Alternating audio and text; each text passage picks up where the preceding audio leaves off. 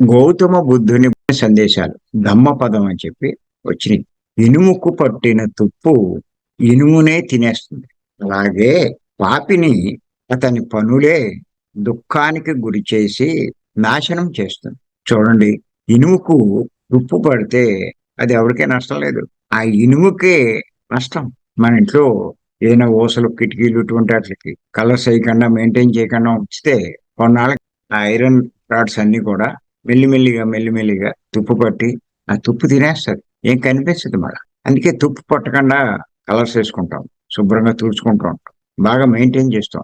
ఇంకోటి వచ్చి దాన్ని నాశనం చేయదు, దాన్ని అదే నాశనం చేసుకో. చాలా విచిత్రం చూడండి. అలాగే పాపిని అతని పనులే దుఃఖానికి గురి చేసి నాశనం చేస్తుంది. పాపిని అంటే పాపాలు చేసేవాడు, అతని పనులు అవ్వచ్చు, అతని మాటలు అవ్వచ్చు, వాడు నాశనం చేస్తాడు, అంతులేని దుఃఖానికి లోనవుతాడు, ఎంతో నష్టపోతాడు.